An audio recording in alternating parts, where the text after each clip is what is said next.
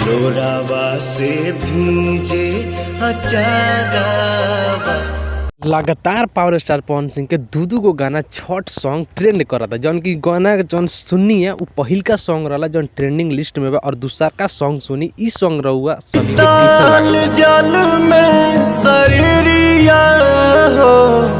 सुन के बहुत ही अच्छा लगता कि पावर स्टार पवन सिंह के दू गो छठ सॉन्ग, यानी कि अभी तक ले पावर स्टार पवन सिंह के 3 गो छठ सॉन्ग आइल बा। जौन की पहिल का सॉन्ग सुपर डुपर हिट और ब्लॉकबस्टर हो गइल बा। इस साल के छठ सॉन्ग के माध्यम से देखल जाओ तो मात्र 4 दिन में 8 मिलियन जौन गो पर व्यू मिल चुकल बा। माँ अम्बे फिल्म्स चैनल पर गाना के रिलीज कल गइल बा, और दूसरा का गाना आते आते ट्रेंडिंग में 1 पर गइल।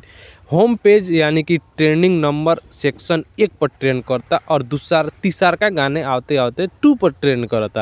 यानी कि पावर स्टार पवन सिंह के इस साल के जौन छठ सॉन्ग बस सारा के सारा बवाल सॉन्ग बा। एक बार सुनी जौन की छोटा छोटा क्लिप रुआ लोग इनके सुनैनी है, कैसन लागल है क्लिप। इस सॉन्ग बाटे जौन की 10 साल बाद भी सुने तो यही टाइप के लगी, और बहुत ही अच्छा सुकून मिली है सॉन्ग सुन के।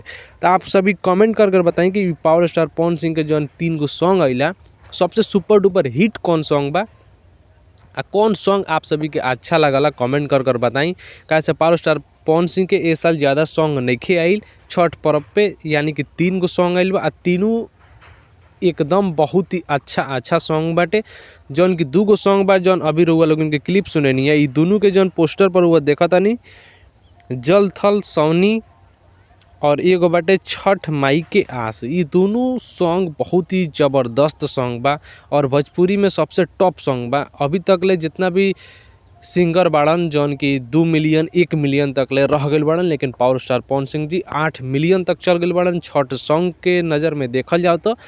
आप सभी कमेंट करके बताएं पावर स्टार पवन सिंह के छठ सॉन्ग इस साल के 2023 के कैसा लगा कमेंट करके बताएं। मिलता है नेक्स्ट वीडियो में, तब तक के लिए जय हिंद। अगर बता the power star Pawan Singh के कट्टर वाला फैंस बने चैनल को सब्सक्राइब करी, और ऐसा ही आप सभी के पावर स्टार पवन सिंह के और भोजपुरी के पूरा अपडेट आप सभी के चैनल पर देखे के मिली सुने के मिली। तब मिलता नहीं नेक्स्ट वीडियो में, तब तक के लिए जय हिंद।